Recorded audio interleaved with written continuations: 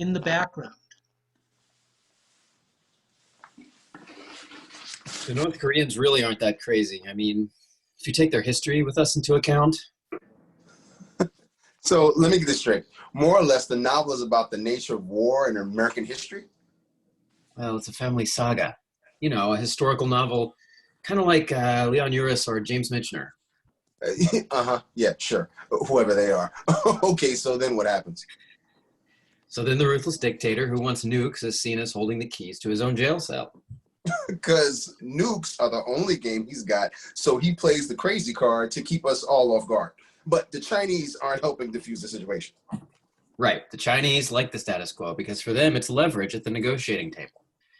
So this part takes the reader back and explains why we went into Korea in the first place. You know, domino theory and all that. Basically, we had no choice because North Korea invaded the South. I mean, they crossed the line. We should have negotiated a deal. Lines get crossed all the time. But instead, we sent in the Marines to napalm and firebomb every city to the ground. Well, what were we going to do? Lose all of Indochina? After all the bloodshed in World War II, what were we supposed to do? Just walk away and let the Chinese have the whole thing? Well, maybe you haven't been paying attention, but that's pretty much the way things worked out. Not Japan. MacArthur rebuilt that country. If we hadn't fought the Korean War, China would have taken over North and South Korea, maybe Japan too. Truman should have let Big Mac invade China. They wouldn't be a superpower today. I thought MacArthur wanted to drop nukes on China and start World War III. Well, that aside, Mao wasn't a threat. They were weak at that point. Stalin was calling the shots. Our real problem was the Soviets. The Soviets had the atomic bomb and were threatening to use it. I think that's what scared Truman.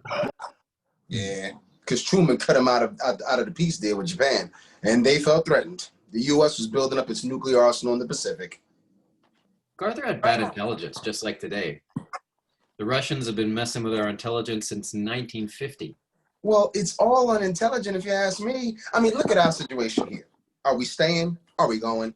Every day it's a different story. Why?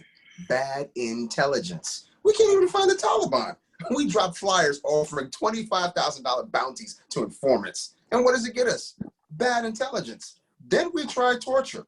More bad intelligence. And then we finally just end up sticking around forever, hoping that things will eventually change. But they never do. I wonder what I would do if I had a chance to make a quick $25,000 to provide a little bad intel to the Taliban. I'll probably give them your name. Tell them you're stealing all their poppies.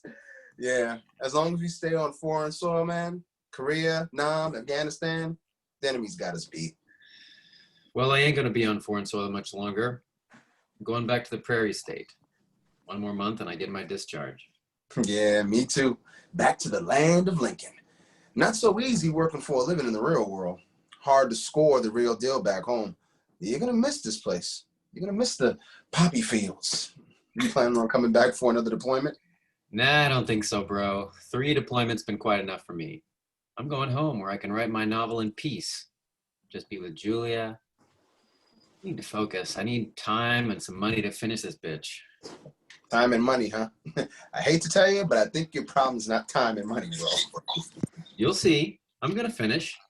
And I'm going to kick, too. You'll see. This time for good. I have to write this novel. It's going to be my salvation, Shelley. Hey, Haji approaching. Ahmad, a young Afghani man approaches them. Hey, GI. Want cigarette? It's Turkish tobacco. Very good. Thanks, bud. We're good. Just keep moving along, okay? No problem. No problem at all. I know you from last week. You remember me. We were friends, remember? Yeah, sure. We're good friends. Yeah, keep moving, okay? Sure. No problem. Last week you were here. Remember we talked about football, the American football. You said you like the Bears, remember? We're good friends. I like the Lions, but you like the Bears, remember? Yeah, sure, kid. Yeah, I remember. He's okay. He just wants to practice his English. Right, kid? What'd you say your name was? Ahmad. I'm Ahmad. Last week we talked. Yeah. I remember now. I remember, kid. Look, you want something? Sure, you meet my uncle, remember? My special uncle. Nice guy. Yeah, I remember. Look, kid, that's fine now. Just move along. Whoa, whoa, whoa, whoa. Wait a minute. Special uncle? Sure, we're good friends. What's up with that? Nothing that you need to worry about. Do I look worried? You guys are funny. Look, kid, time to shove off. Shove off? Shove off? Yeah, time to go. Adios, amigo. Bye now. Wait a second. Hold on. So this uncle of yours. Oh, he's not here today. Look, Graham, it's not a big deal. We worked out a little arrangement, okay? Me and his uncle. Oh, really? I see. So now you know. Now I know. Hey, you guys want to meet my mother? You can meet my whole family. She in the same business as your uncle? What? Hey, man, it's on the down low. You dig? What are you guys talking about? Nothing. So, cigarette? Sure. Thanks, kid. Thanks. So, anyway, I can say anyway, right? In the English, when I don't know what to say, I just say anyway, right? Yeah, you say anyways, and then you change the subject. Subject, predicate, noun, verb. I know subjects very well. I know. Very good English I speak. So where'd you learn all that very good English? You kid me. American school. The best. I'm going to America. I love America. Okay, maybe I become like soldier, like you. I can fight. I don't want to go to Afghan army. Too much this, too much do that. Not for me. Everyone lie there. Everyone steal.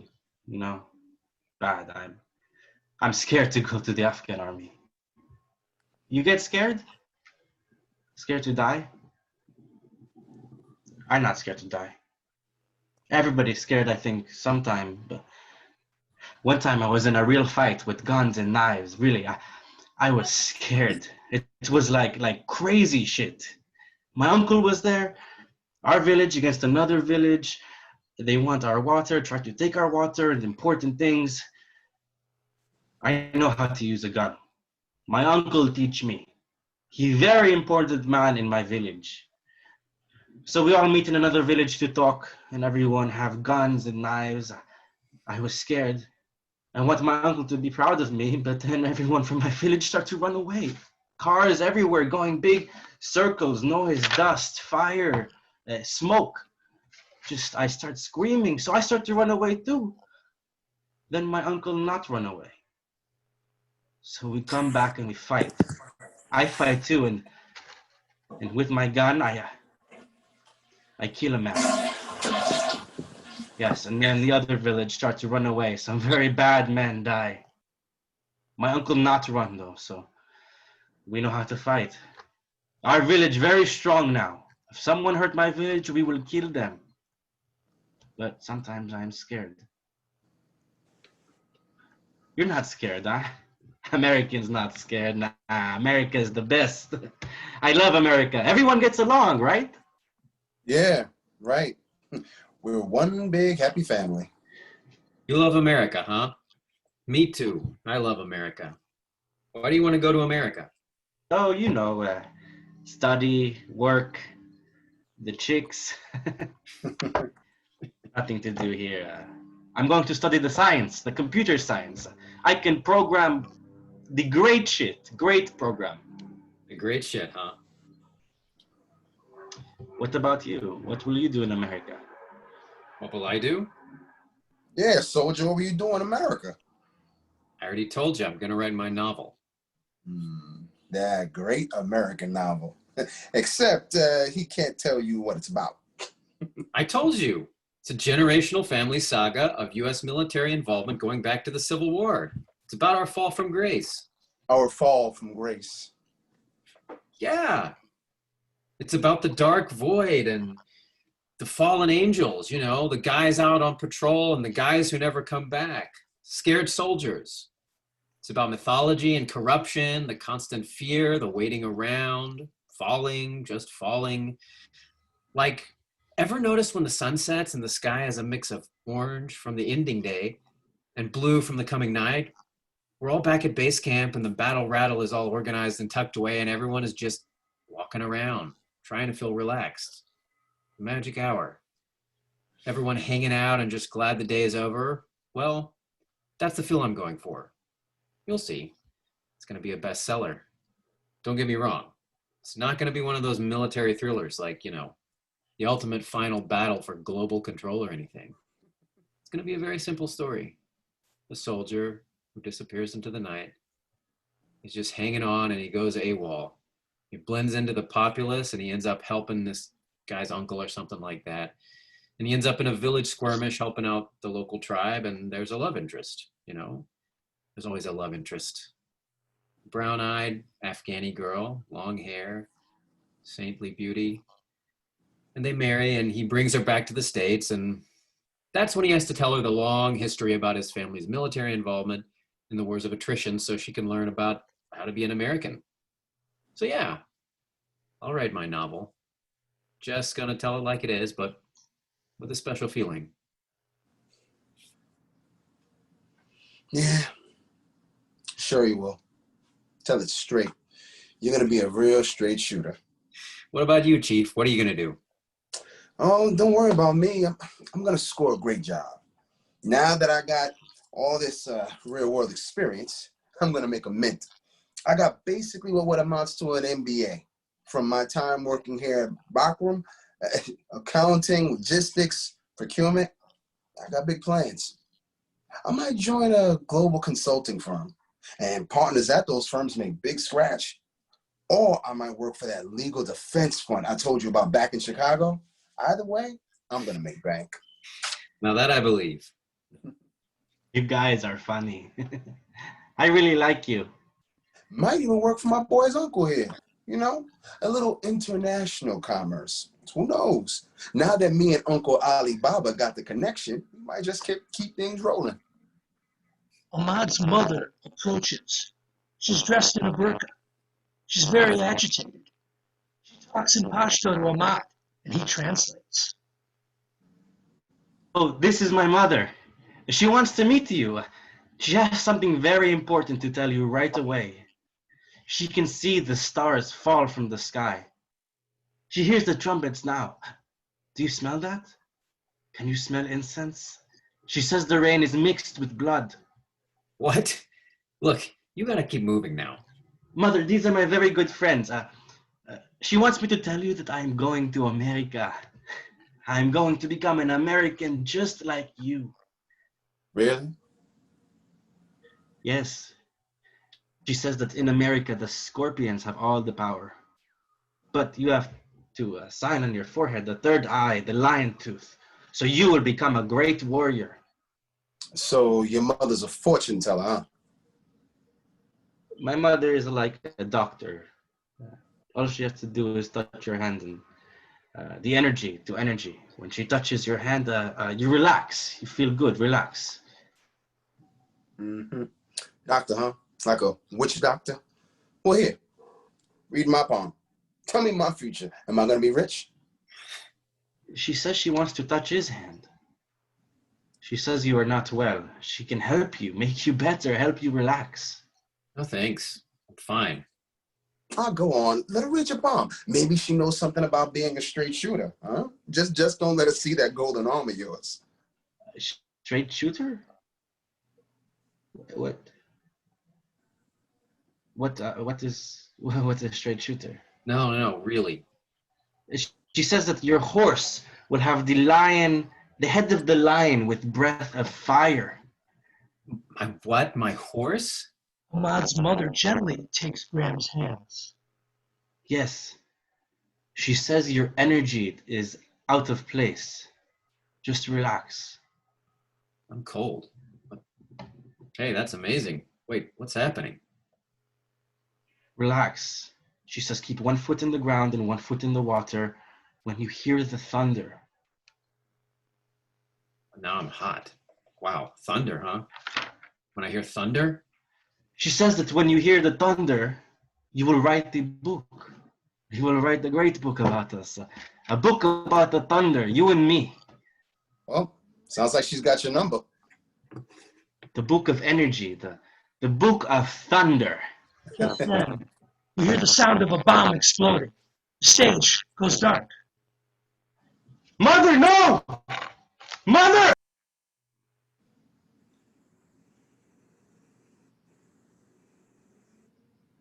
Graham? Graham! Over here, man. I got you. I got you. Act 1, Scene 2. 6 months later, Graham has come home a wounded vet battling addiction. He's living in a little shotgun shack just outside of Springfield, Illinois. Well, it takes time. Yes, I understand. Things take time. You know, writing a novel is a peculiar endeavor.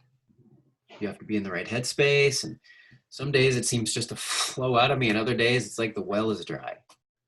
I'm trying to write every day, but I'm always getting interrupted. You know, meetings at the addiction center, physical therapy at the VA, making ends meet selling firewood. Headspace. Peculiar endeavor. Yes, I understand. Hey, your English is getting pretty good. Thanks. I'm really trying, working hard every day, studying online. I'm inspired by you writing all the time. Well, I'm trying. But sometimes I just want to get out of here. One day very soon, I'm just going to pack up and head out west. Open skies, fresh air where I can breathe. Thinking New Mexico. The landscape is a lot like Afghanistan. But I need to finish my book first to get it published.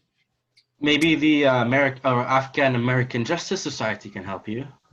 They are a very important organization. I thought they were a religious organization that helped guys like you get student visas.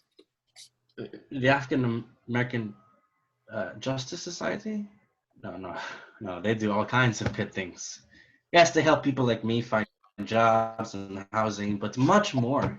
You know, they're like a bridge between Afghanistan and America. They have an office in Chicago, and you remember Sheldon took me there.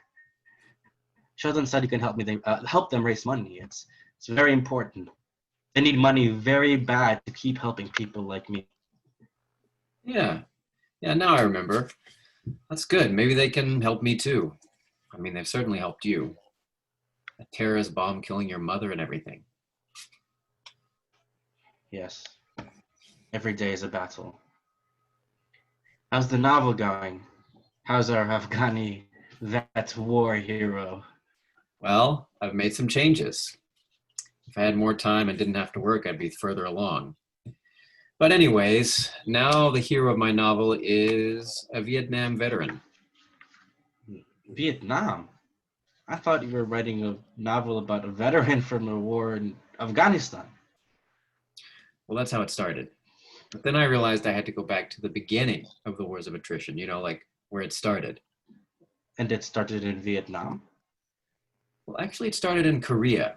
But some of the problems, some of the mistakes, it's like we keep making the same mistakes. Mistakes? We go into these countries unprepared, and the politicians in Washington turn a blind eye to what's really happening on the ground. They look at the number of deaths and casualties, but what they don't realize is that while we're out there trying to gain hearts and minds, with every bullet we shoot, we lose the support and trust of local people. I see.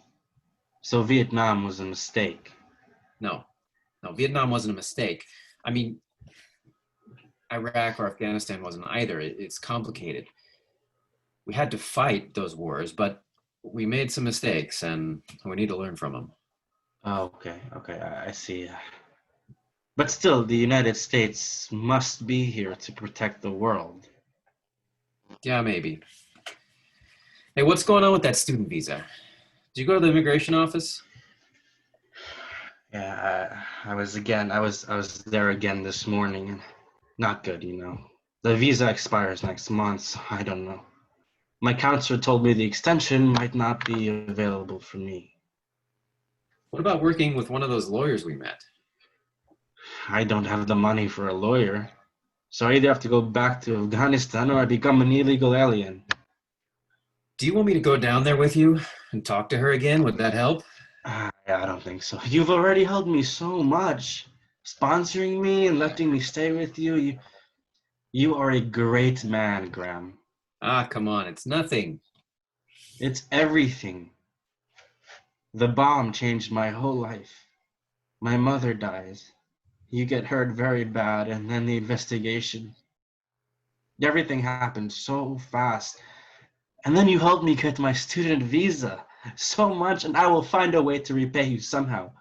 I'm going to get the money, you'll see. That bomb changed both our lives. One minute I was walking around talking to my best friend, and the next minute, boom.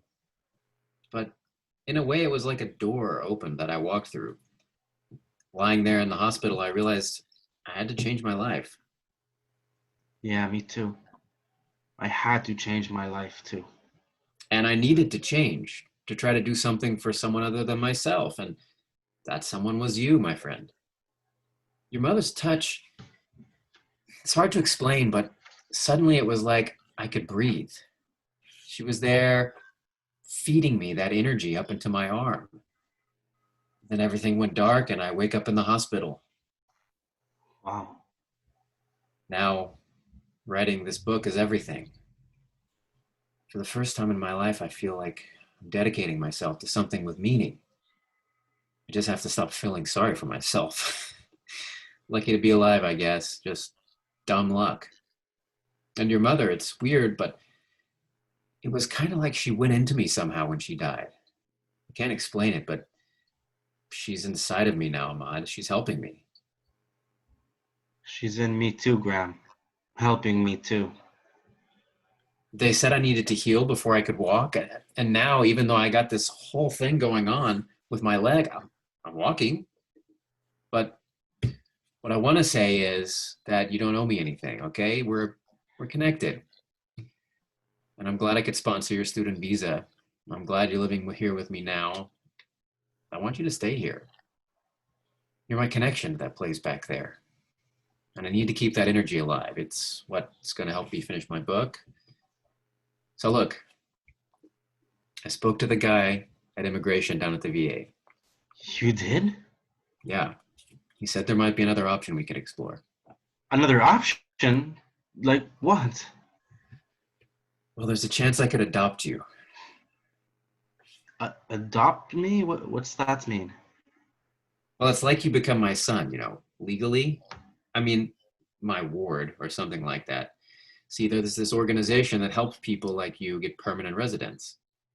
But you got to be adopted by a married family, and since you're a casualty of the US-led invasion into Afghanistan, and I'm a war vet, we might be able to get you a legal residence. No, Graham. Graham, it's too much. No, I want to do it. I need this. You're helping me. You've been getting me what I need to write, and I appreciate it. You can't leave me now. We just need to be a little patient and work this thing. We can do this. I'm going to ask Julia to marry me. Graham, you are like my family now. You are like my father. Or my brother. No, my big brother. But yeah, okay, you can be my father for sure too. Sure, I would be your son and your brother, and I will keep helping you. I will keep giving you what you need to write this book. This is amazing. This is incredible. Yeah. You really think it will work? Well, we need Julia to buy the whole thing. She's coming over in a bit. Well, if this isn't a sorry sight for sore eyes. Well, if it isn't Sheldon selling seashells himself. In the flesh. What's up, Graham Cracker? How's your man? What's up, my dudes? Hi, Sheldon. Hey, you ladies up for a little football? Bears. We're kind of in the middle of some business here. Oh, that's nice. I love business. In fact, I came over to do a little business with you. Sheldon hands Graham an envelope. Thanks, Shell. Appreciate it. Graham is going to adopt me. Oh, yeah? Really? Adoption, huh? That your latest scheme on how to become an American? It was his idea. It was my idea. Adoption? It can work. There's a new program. What's the catch? Catch is I have to be married. Well, don't look at me. I ain't gonna marry your sorry ass. He's going to marry Julia. Julia. That's nice. Does Julia know about this? Not yet. Interesting. The plot thickens. Is this chapter 2 of the novel or chapter 3? Very funny. Graham's novel is about the Vietnam War. A Vietnam veteran. Vietnam? Really? I thought the guy was a vet from Afghanistan. Well, I get into that with another character. But the guy now is a Vietnam vet, which is very important because there's a lot of similarities between Vietnam and Afghanistan. Really? Because we were fighting different enemies, communism and Islamic terrorism. Yeah, but the big mistakes were the same. Both countries were pawn in the great game. The great game, huh? I think we were fighting ourselves long after it was obvious that we weren't going to make a big damn difference. And we met the enemy, and the enemy was us. What's that supposed to mean? It means we ended up fighting our own demons, our own fears. You know, Apocalypse Now? It's a movie. Check it out. What? No. I'm talking about the struggle for global hegemony. Man, East versus West, communism or theocracy versus democracy. The great powers used those countries as proxies to get what they wanted to maintain control. Global hegemony, huh? Man, those wars lasted through multiple administrations. You think U.S. strategic policy is able to think that far in advance? Forever wars are a disaster. All the money and weapons are poured into those countries, kept the political violence alive. And then the U.S. had to justify the carnage they caused, or be seen as weak abroad and stupid at home. So the fighting just goes on and on. Graham's parents, Hannah and Jesse, arrive unexpectedly. Hey,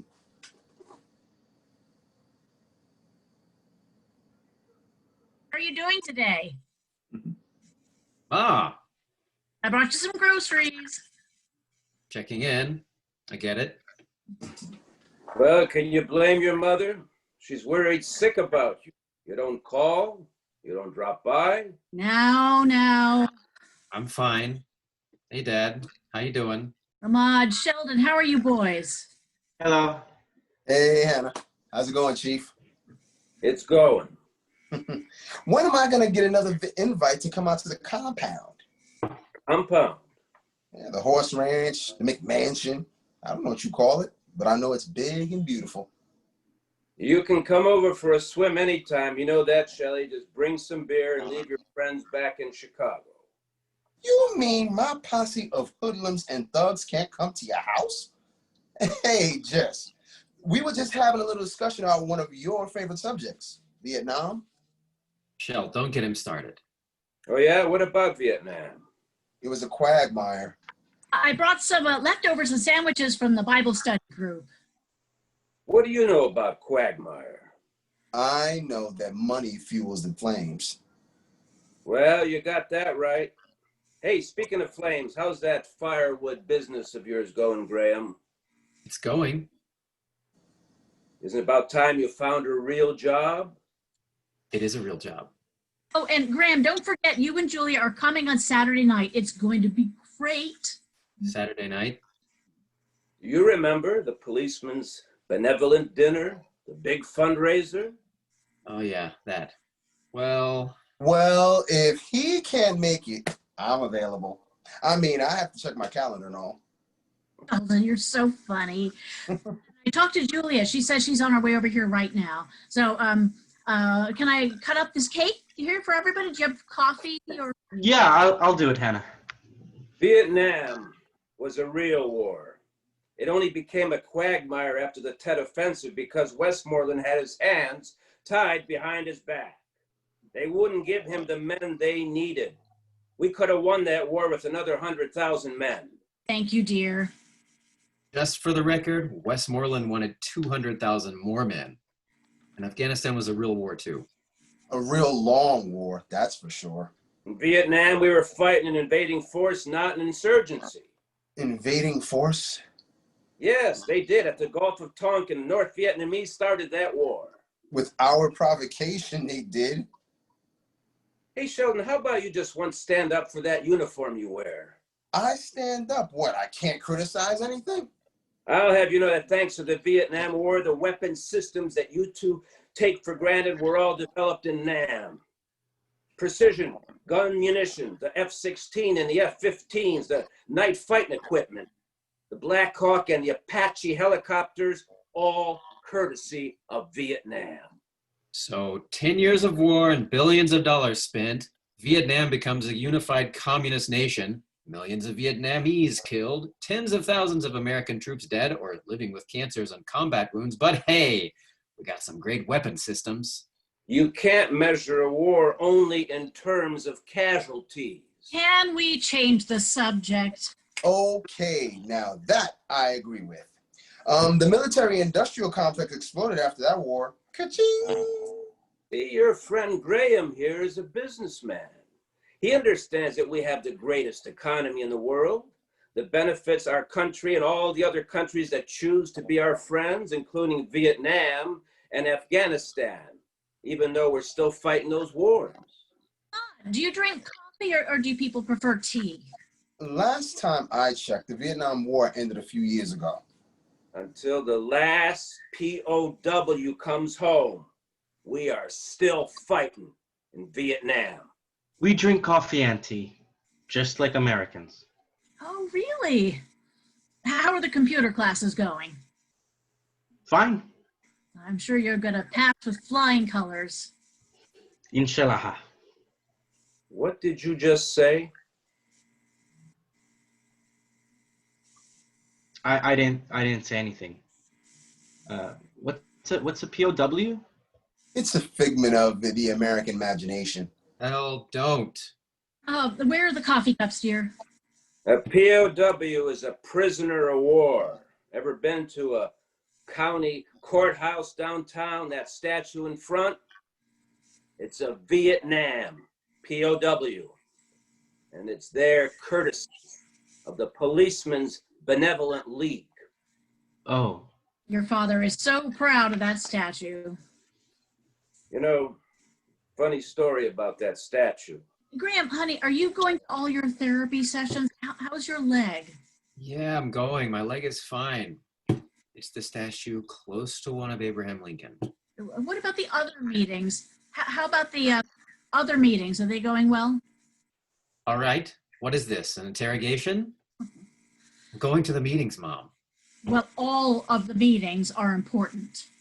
Hey, Jess, how come there's no statues down there of Frederick Douglass or Harriet Tubman? Oh, Christ. Here we go again.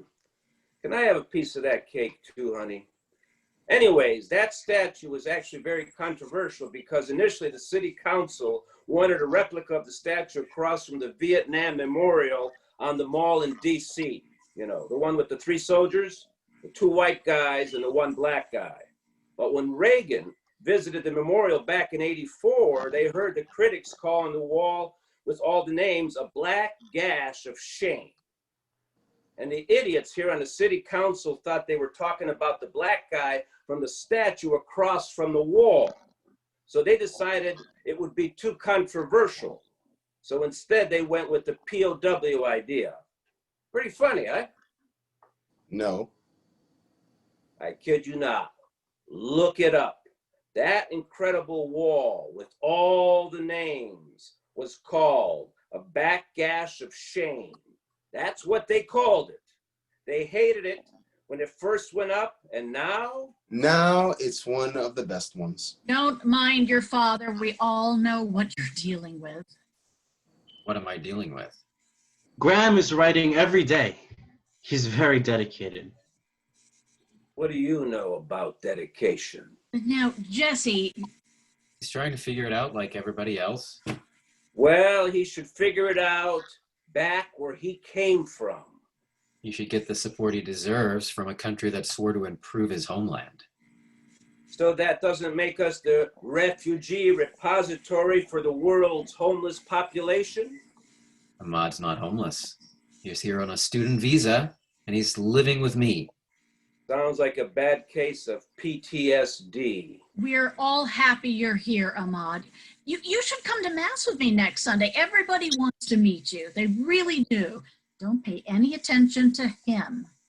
Thank you, Hannah. I am not Christian. I am a Muslim. Oh, that's okay. Everyone is welcome at St. Ignatius. It would be so nice if you boys would join me. You know, it wouldn't hurt to get out and socialize a little bit, Graham. Coffee's about ready. I'm kind of busy here these days. If I didn't have so many distractions. Oh, honey, you don't need to get out more. You just need to get out more. Right, Sheldon? Look, I'm working every day. I'm going to my meetings, okay? I'm not asking for handouts. Don't get on your high horse. It's not like you're living in luxury around here. Don't get all rattled. Why don't you come down to the station and fill out an application? The protests are getting bigger and bigger. The chief is talking about growing the force. He's got the support of the city council, so the budget's there. They're talking about hiring several new officers. Dad, we've been through this before. I don't want to be a cop. Why not? It's better than going back to that shithole country of Afghanistan for another deployment. I'm not going back for another deployment. Afghanistan is not a shithole country, sir. Oh, really? No, sir. It is a very misunderstood land with many different types of people. We have been torn apart by foreign forces beyond our control for many years. Now listen, Camel Jockey. Don't lecture me. Your country is torn apart by your own ethnic wars. It's the birthplace of the Mujahideen and the home of Al-Qaeda. Whoa! Hey, come on! My country has fought against terrorism with dignity. Yes, we are a poor country, but that doesn't mean... Well... And your country is the biggest source of illegal drugs in the world, right? So how come so poor? Jesse. Well, it's true, isn't it, Sheldon? How is it that the country that produces the most drugs in the world is the poorest in the world? I don't know. Jesse, really, let's have some coffee and talk about something else now. Well, you know, I didn't come all the way out here to be insulted by Jihadi Joe here. Why did you come out here? To see you, since you never come to see us. Why would I? So that you can put me down and insult my friends? Graham, honey, please don't let him get you worked up. I'm not getting worked up. I'm getting disgusted. Okay, I guess it's time for us to go. I guess it is. Hannah, get your stuff. We're leaving. Jesse, come on now. We just got here. Really? Again? It's all right, Mom. Sheldon, give me a call. I want to talk to you about the Black Alliance for Truth demonstration next week. Yeah, no problem, Chief. It's all good. You know, we got the permit, but sure, I'll have my people get in touch with your people. Very funny. So long, Camel Jockey. Give my regards to the Ayatollah at that mosque of yours. Bye, Mom. Don't worry. Now, Graham, you need to get your act together, son. Here. This is for you. Jesse drops an envelope on the table. You know, it's time you got a real job. Put the dope away and quit trying to be the ambassador to Afghanistan. Time to grow up and stop moaning. You know, it wasn't a bed of roses for us when we got back from Nam, but we sucked it up. We learned how to live back in the real world and turn the corner. Graham's girlfriend, Julia, enters. Hey, everybody. What's going on? Did I interrupt something? Julia, how are you, dear? Just came from downtown. You wouldn't believe how many people are gathered down by the courthouse. There's another protest rally starting, and it's like every day now. Enormous. So many people, banners, drums. It's incredible. That's so. Well, we were just leaving anyway. Come on, Hannah. I better get down there. So long, Julia. Nice to see you, honey. Was it something I said? No, no, of course not, dear. We were just talking about Ahmad's computer courses. Well, I better go. Julie, don't forget, Saturday night is the Policeman's Benevolent Dinner, the big fundraiser. You and Graham are coming. Well, we'll see you there. Here, have some coffee and cake. Ahmad, please think about my invitation. Bye, Sheldon. Bye, Graham. Goodbye now.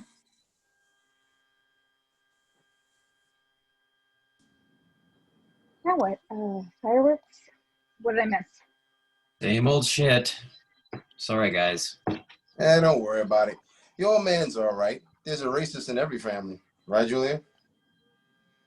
I wouldn't know, Sheldon. Is there a racist in your family? Sure. We're all racists, especially against the white punk rock lefty biker chicks. We hate them. Hi, Ahmad. How are you? Hey, Ahmad, got any racists in your family? Hi, Julia. Nice to see you. So, Julia, are you going to come by and write that article or what? I'm telling you, it's a big story. The Black Alliance for Truth is growing like crazy, and we really need some good publicity to keep the do-re-mi rolling in. We'll see. Honestly, Sheldon, there's so many grassroots organizations springing up right now. We can't keep track of all of them down at the paper, and they all seem to be looking for money. What makes your organization so special? Well, for starters, it's not just a legal fund. It's also a political actions committee. It's also a super political actions committee. And we're backing some of the best and brightest candidates coming out of the South Side. So we got to get the word out so we can raise the money and fight the power, baby. So basically, you're a bunch of agitators. Hey, even if we are, a few hundred angry black men is not the problem dragging this country down. No. What is the problem? Well, let's see. White man got all the money, the white man got all the power, but we're the problem? Julia, do you want some coffee? No, I really don't have a lot of time. I have to get back to the paper, but you had said you wanted to talk? Yeah, thanks for coming out. Sheldon was leaving, right, Sheldon? No. I was. I was just getting ready to go. Sheldon, I'm ready. Let's go. But I thought you were going to stay so we could, talk to Julia together. Well, we're going to the protest rally together. Protest rally? Again? Seems like you're going down there almost every day now. Sheldon, you're going too? Ahmad's going to introduce me to all his radical dead-ender Muslim friends. Yeah, it's best if you talk to Julia alone anyway. And I have to be at the rally. Okay, but... Take care, Julia. See you later. See you later. So when you coming down to interview us, sis, I mean, seriously, a good article will help us out a lot. Okay. Tomorrow afternoon. How's that? Now that's what I'm talking about. I'll text you. See you mañana. Catch you later, dude. Bye, guys. So, what's up? Look, Julia, I need to ask you something. It's about us, about our life together, everything we've talked about us getting married and getting out of here. Yeah? You know how bad I want us to get out of here. Head out west. And we can make it happen, but I'm working through a lot of stuff. I know you are, baby. your novel's almost done, and think about how much work you put into this. It's amazing. I mean, I wish you would let me read more, but it's so good. You're exhausted. No, I still got a lot of work, a lot of rewrites. Julia, you know I love you. You know I love you very much. I know, Graham. And I'm trying to write every day this book. It's very important to me to get it out there and get it published so that we can move out of here. I know that.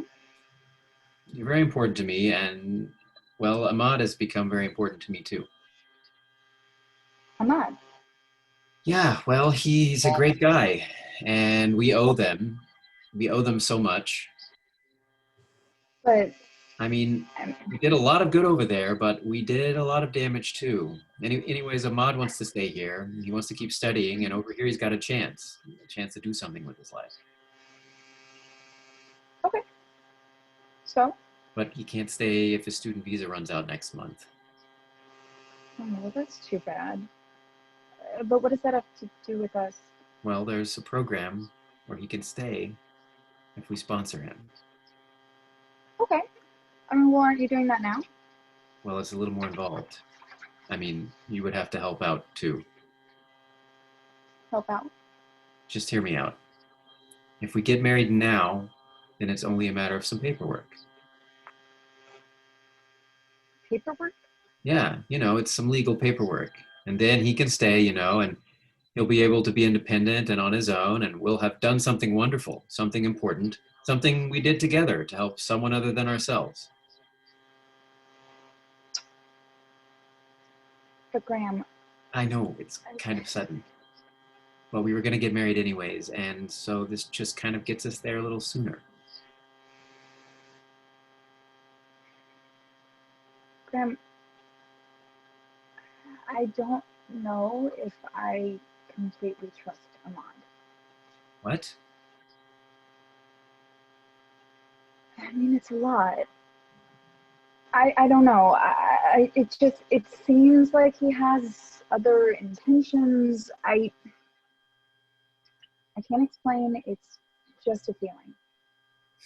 Julia, he's a great guy. He's just a kid. We owe him this. And it's very important to me. Why? We don't know him. I mean, we don't know anything about him. And why is it that he's so important to you? Is it the book? You can't finish the book without him around? Is that really it? Well, partly. I mean, yeah, writers have to have sources. You know that. It's part of the process, part of the game. Mm. But no, it's not that. Then what? It's Afghanistan, isn't it? Something happened to you. Something happened to you that you don't even realize. What are you talking about? Yes, Graham, it's a part of you now. It's all you talk about, it's all you think about, it's all you read about. The war, your time over there, and why we went there, and what we did there, who's still there, who's here, but who's going back there, and who was it that was there but never came back here. I mean, Well, it was pretty intense. you signed up to go. They didn't draft you. I had to go. It's in my blood. You don't understand. I do understand. I come from a military family too.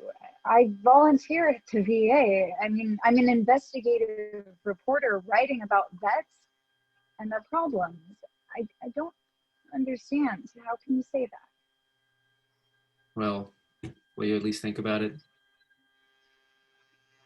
I wanted a normal wedding. Why can't anything ever just be normal? You can have a normal wedding.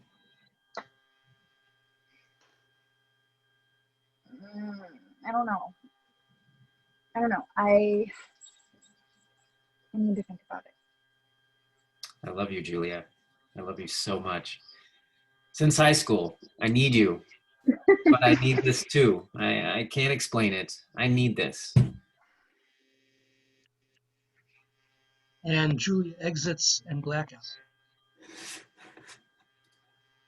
Act 1, Scene 3. 1 week later, outside of the county courthouse, Graham, Julia, and Hannah are about to enter.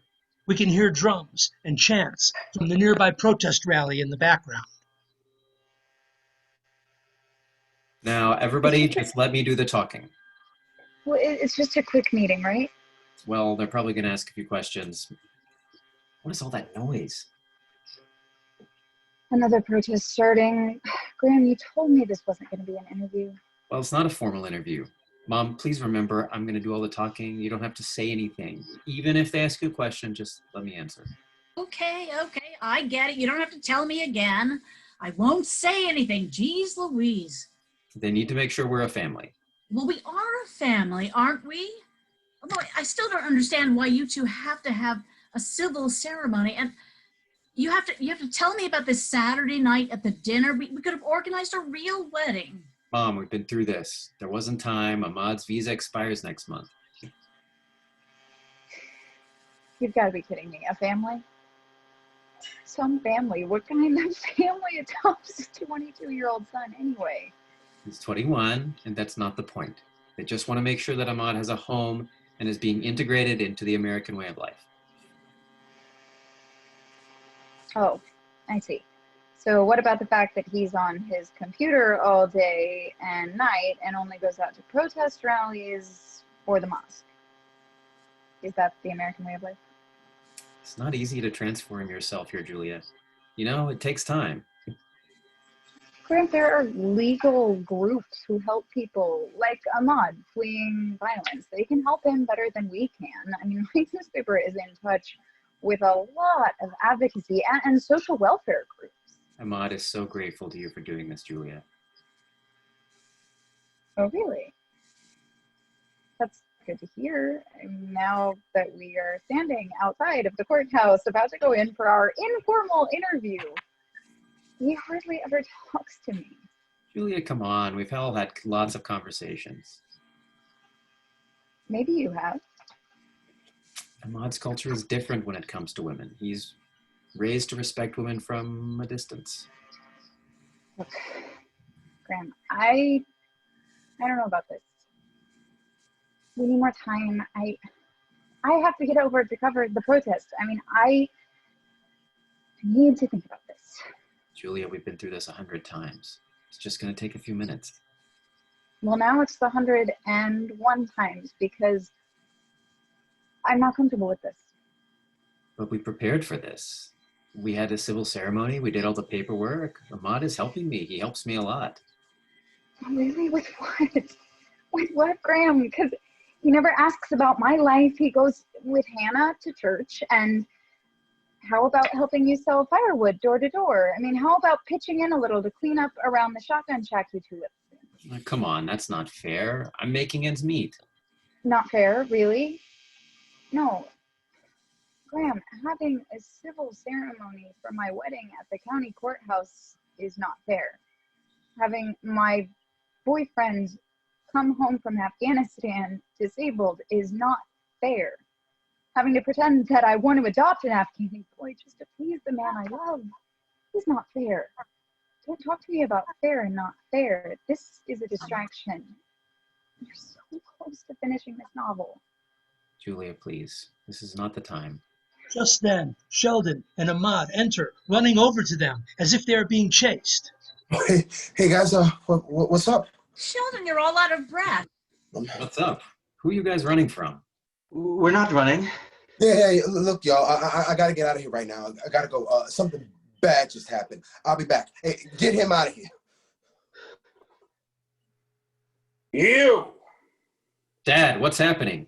Jesse grabs Ahmad by the collar and the arm. Okay, raghead. Don't move. But what? What were you doing over there by the CVS on Wabash Avenue? Nothing. Nothing, my ass. Jesse, he... Oh my. Jesse Don't drops Ahmad to the ground. Ow! Hey, come on! I didn't do anything! Just be careful. You think I don't know what happened back there? Dad, don't. You don't understand. I understand this guy is in deep shit now. As Ahmad struggles, Jesse clamps down on Ahmad with his knee on his neck and handcuffs him, and blackout.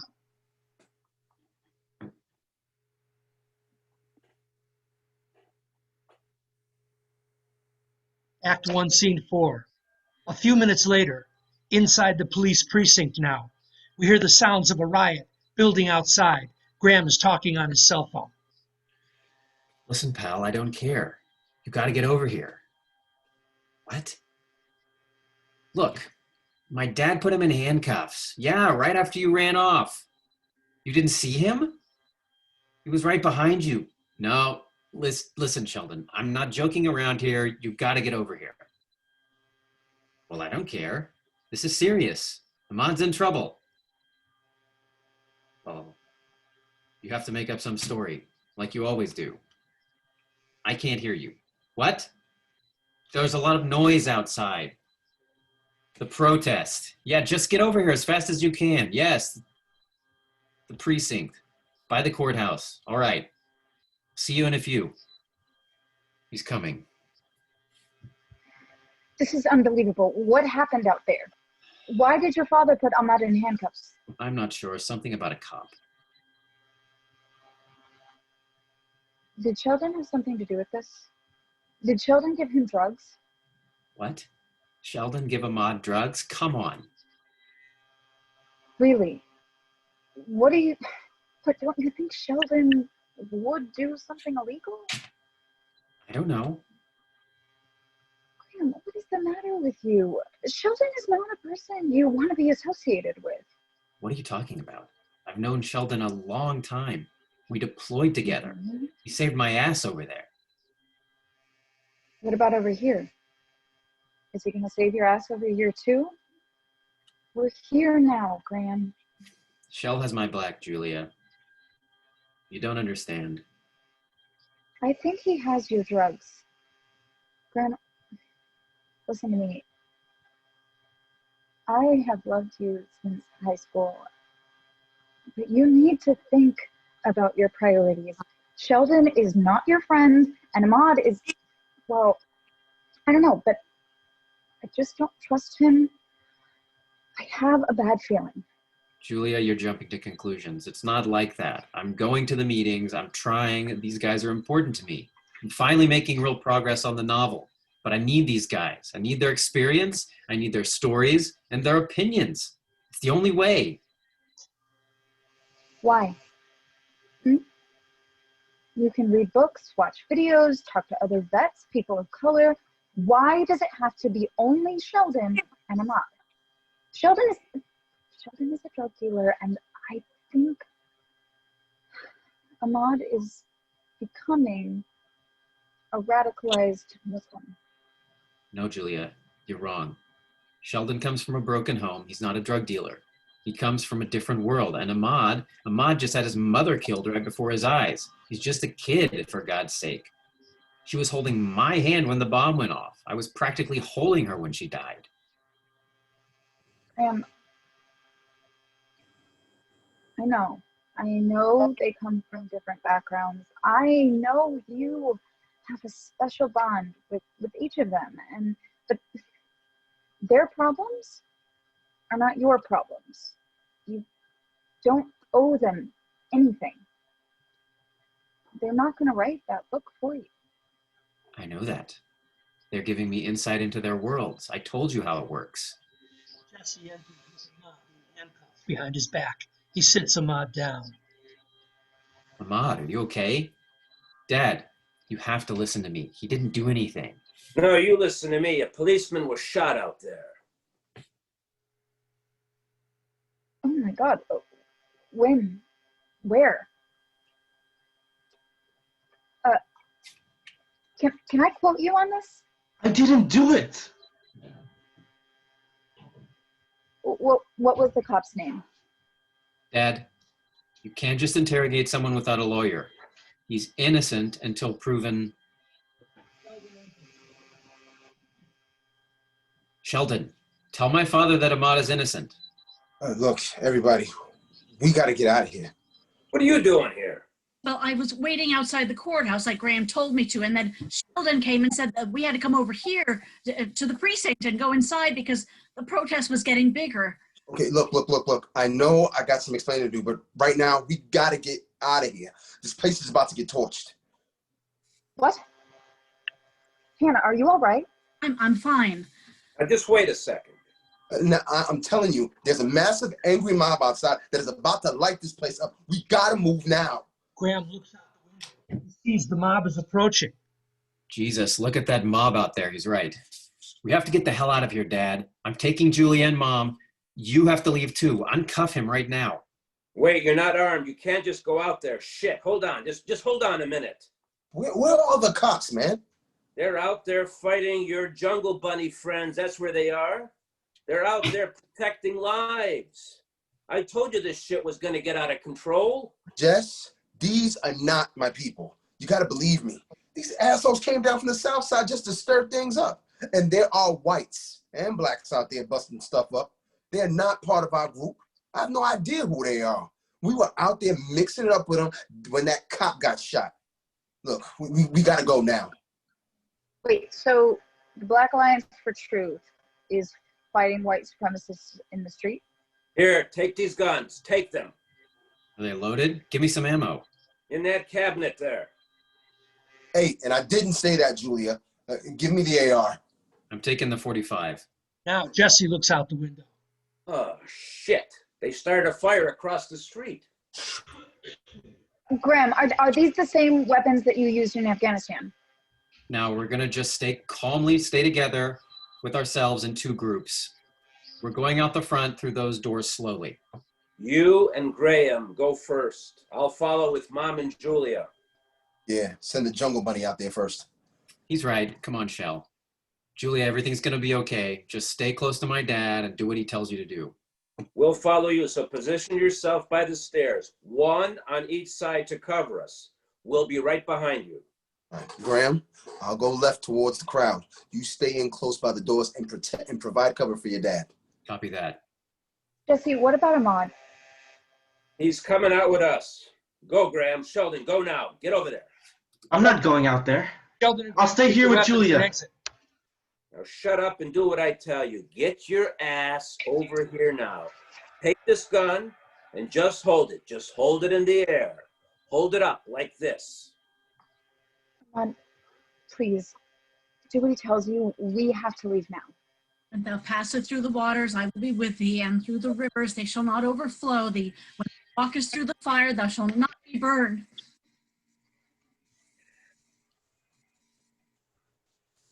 No, I cannot go out there. I cannot. I don't want to hold this gun. Please. I know those people. They will think I'm in here as a traitor. Neither shall the flames kindle upon thee. We are leaving now. Take your hands off me. I cannot go out there with a gun. Please. Jesse, you're hurting him. And when you pass through the rivers, they will not sweep over you. When you walk through the fire, you will not be burned. Please let me go. The flames will not set you ablaze. Shut up. Now just do as you're told. Ah, shit, you little bastard. Jesse trips and falls to the floor. Jesse, Lord God, oh my Lord. Oh, no. Oh, no, I didn't mean to. Ahmad points the gun at Jesse. They all freeze. Heaven, help Ahmad, us. no. Ahmad suddenly runs out the back door. Get back here. And blackout, end of Act 1. Okay, great. Thanks, everybody. It's 8:11. Why don't we start again at 8:20 with Act 2?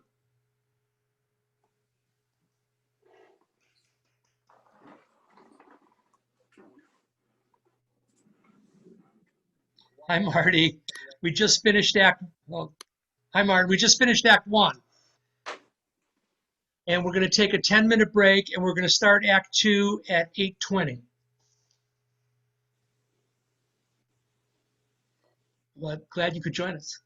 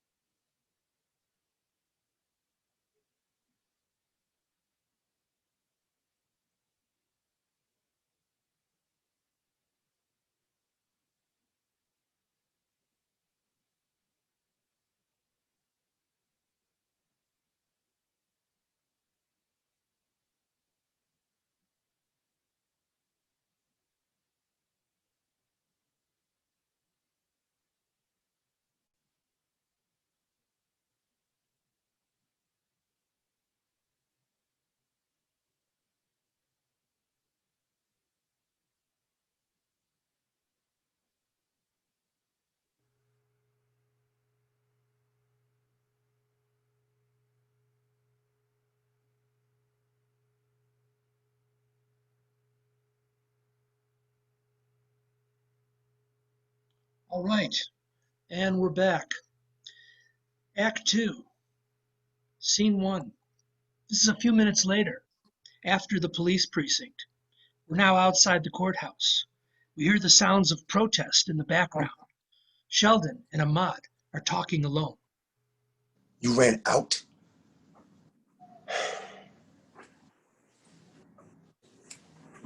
Sure. All right. Yes, I ran out. Jess was accusing me of shooting the policeman, and you know I didn't shoot no policeman. I know, Ahmad. I know. Just calm down. So when I had the chance, I just ran out of the precinct. It's crazy. You have to tell them that I'm innocent. I didn't shoot anybody. You know I didn't. You know it wasn't me. Sure. And we need to talk about the money. Now? The protesters are about to run this place over. I need to explain to my uncle what happened to the money. Look, dude, I don't know what happened to the money. What do you mean you don't know? The money was supposed to have been deposited into the account. I know. Did you check the offshore side? What about the Cayman account? What did they say? Yes, we checked.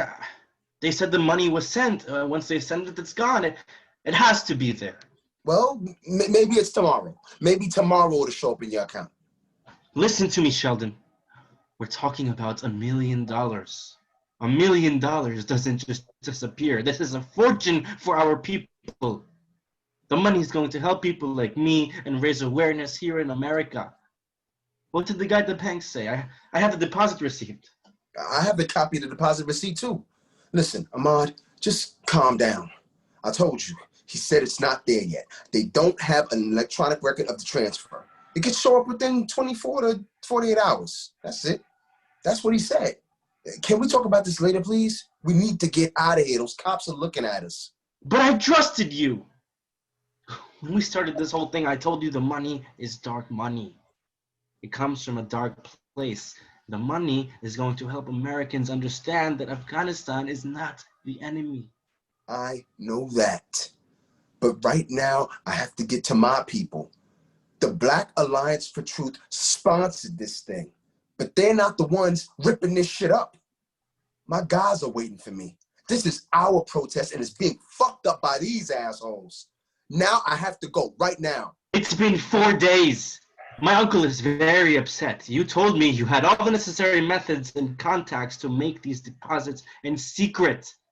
And I believed you. And now the money is stolen? Stolen? What are you trying to say, Ahmad? Look, Sheldon, I'm here fighting oppression too, just like you. You know that. Oppression? You're here benefiting from our movement. What do you know about oppression? I know a lot about oppression and brutality.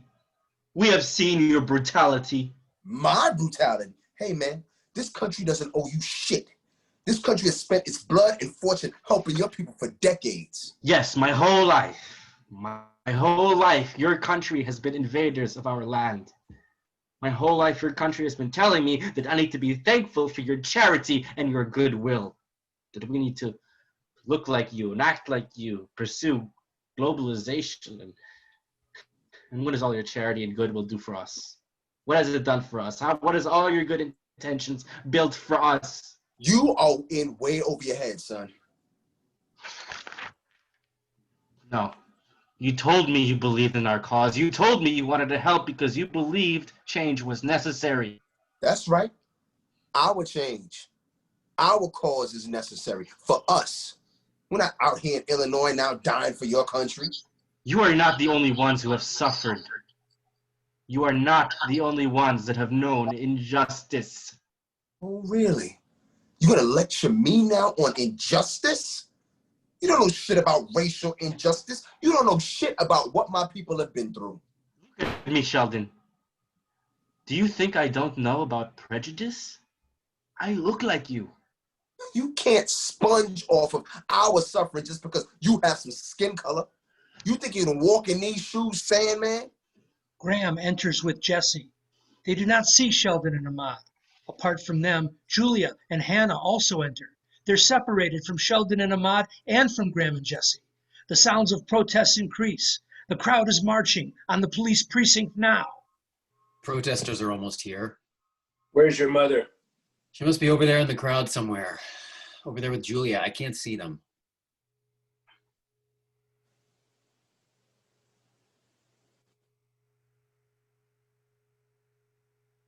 They have to be somewhere over there by the protesters. I can't see with all the people. Hannah, you need to unmute your audio. Let's stay Thanks. over here for now. Hannah, stay back, please. That little terrorist ran out on me. No, you told me already. I need to go now, Ahmad. Wait, the protesters are moving this way. God, there's Graham. Over there, I see him. Where? Over there, right there in front of that mob. Hannah, stay here. Graham? Nancy, we're over here. They can't hear you. There's Graham. Where? Right there. He's with Jess there, right in front of the precinct. Holy shit. Stand your ground now, son. Just stand tall. The rest of the force is on its way. Graham, get the hell out of there. He can't hear you, Sheldon. Graham, get out of there. He can't hear you, Hannah. Suddenly, Graham picks up a megaphone and steps forward, speaking directly to the crowd. I know why you're here. I can hear the trumpets. I know why you're marching. You think we don't smell the incense? You're angry with the breath of life. You feel invisible, forgotten, ignored, but you're not silent. You have the power. I think Graham is speaking to them. What the hell is he doing? Go on, don't stop now. So go ahead, raise your voices like the head of a lion. Let's gather and march. Let's protest with the breath of fire to end racism and injustice. But unless we put our energy in balance, violence only leads to more violence. We must use the third eye to protest against violence, not promote violence, but end violence. Look at me, afflicted, struggling, sick, trying to get back my life, trying to be the warrior. What's happening? Graham is talking to the protesters. We're better than this. We're out here struggling for honor and respect, to keep our feet on the ground, but we've still got one foot in the water. I'm a veteran of 3 tours of duty in Afghanistan. I'm back just 6 months now. I was disabled by a terrorist bomb blast that almost killed me when I heard the thunder. I've seen the worst of humanity: disease, hunger, violence, unimaginable adversity. You're listening to him. I can't believe it. You've stopped screaming. We don't need to burn these buildings down. We don't have to buy into the scorpion's narrative. Let the trolling, paid voices that we never see talk to each other. We are going up into the light. Keep going, Graham. You're doing good. My father, here beside me, he's a policeman. He works here at this precinct, and he has sworn an oath to serve and protect each and every one of you. He's a good man. He's here to help. So right now, the police are going to stand down. The crowd cheers loudly. They're going to de-escalate, and they're not going to make any more arrests. The police have agreed to let you finish the march. You better get out of here, Dad. As the crowd continues to cheer, Jesse starts to slowly move away and down towards Sheldon and Ahmad as Graham continues speaking. When Ahmad sees Jesse approach, he moves away and towards Julia and Hannah. What's happening now?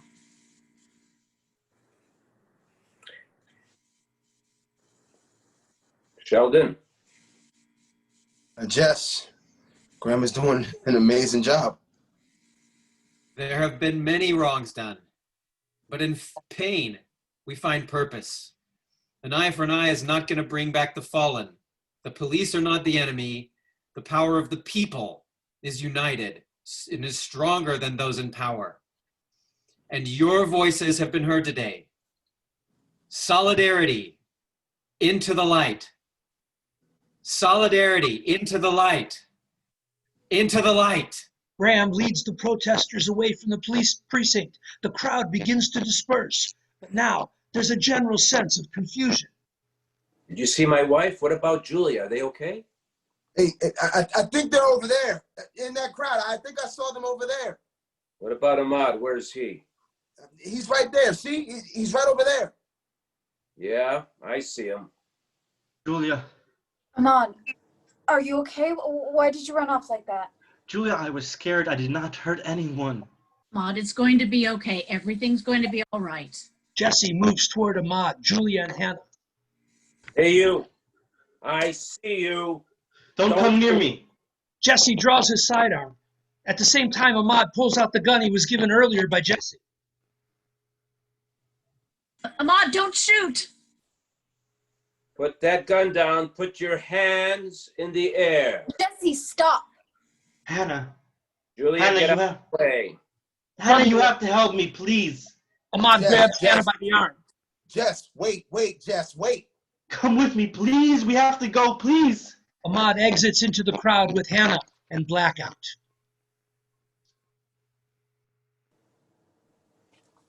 Act 2, Scene 2, the next day. Graham and his girlfriend Julia are at the local TV studio. They're talking before the important interview. I don't see why this is necessary. Your mother has been taken hostage, that's why. It's a mistake. I'm sure Ahmad was only acting out of fear. Graham, you don't know that. Your mother's life is in danger. For all we know, Ahmad is working with a terrorist group. Julia, you're jumping to conclusions. We need to calm the situation down. Everyone is only hearing what they want to believe and not listening to facts. We don't know if Ahmad shot that policeman. We don't know if he took my mother hostage. He was seen by many people walking off with a gun in his hand, and when you're with your mother by his side, I mean, that doesn't exactly make the case for his innocence very strong. Well, Julia, you were there. You were right there with my mother. Did Ahmad put a gun to my mother's head, as the police are claiming? Or were they walking off together peacefully, as other witnesses are now saying? What did you see? It all happened so fast. I mean, there were a lot of people. He came up to us. I didn't see a gun. Okay, but that doesn't mean he didn't have one. And I was trying to watch you speak to the protesters, trying to get the story.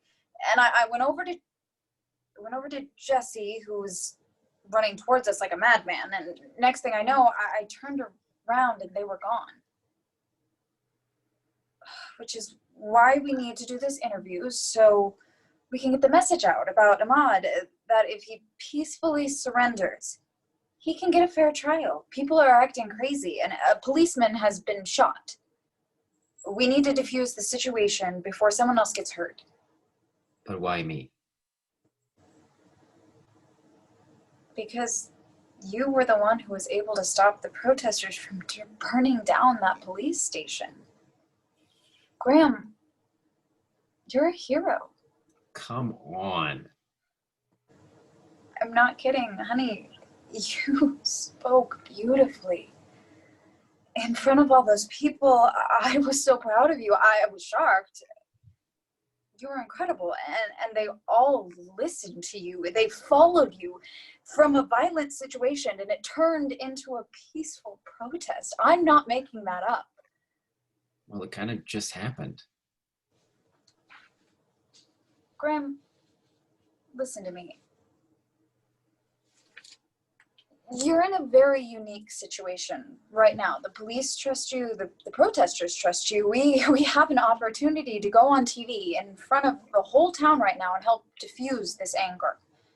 You can be the voice of reason, and maybe Ahmad will hear you, and maybe this interview can help get your mother safely released.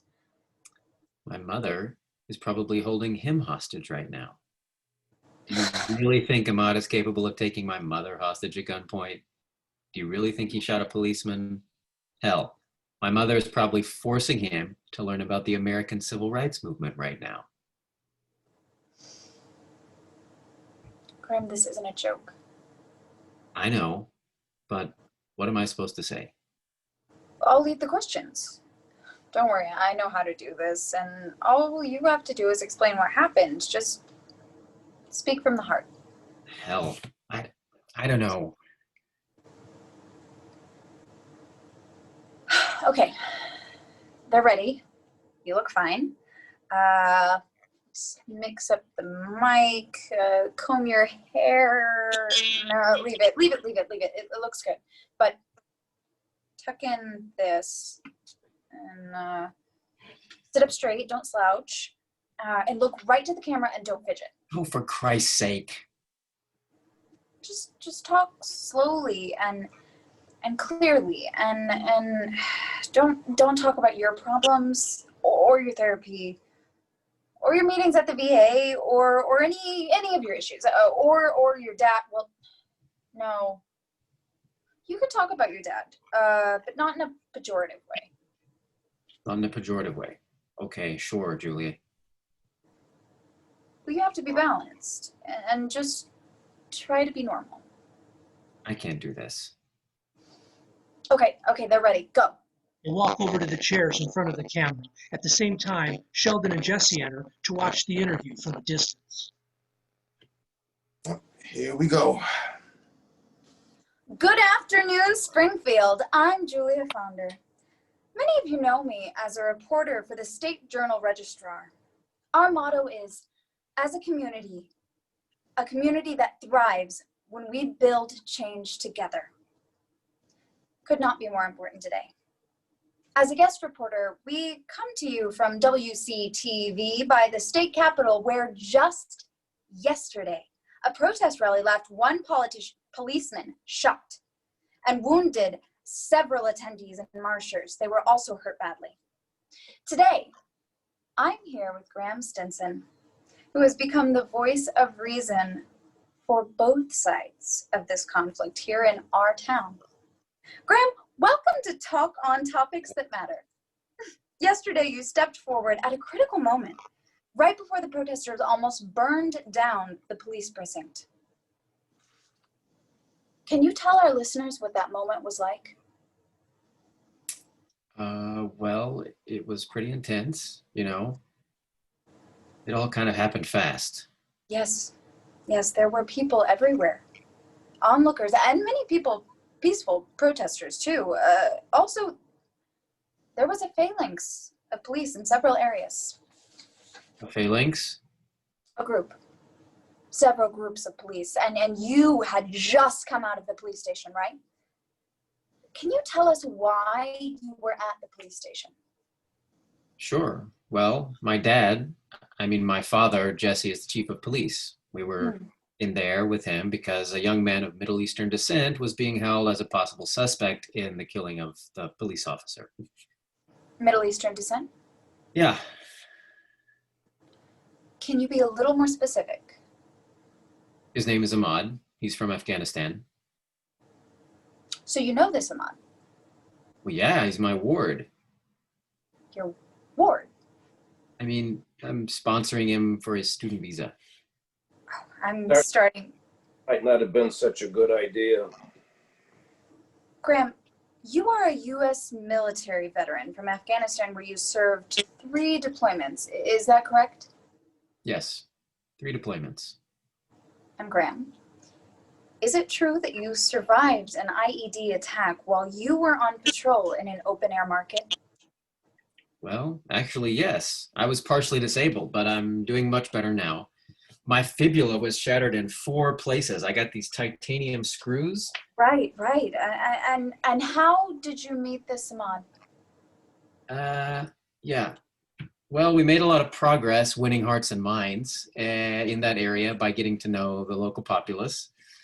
That day, our platoon had fallen back, so there were only a few of us on patrol away from our Humvee, and... So you were not perceived as enemy combatants? Well, it's complicated. But Ahmad was a guy I got to know who was very enthusiastic about visiting America. He's a great kid. and a great computer programmer. Hmm. His mother was killed from the same IED that injured my leg. See, many Afghanis are thankful for our help and believe we're doing a lot of good. They want us there because they have similar dreams and aspirations. So you sponsored Ahmad for his visa? Yes, I did. I mean, I am. I am his sponsor and he's doing great and he wants to stay, but Graham, can you tell us why Ahmad was at the protest rally? well, I'm not really sure. I mean, he's trying to integrate into our culture. He's trying to, Assimilate? well, that too, I guess. Graham, was Ahmad peacefully protesting?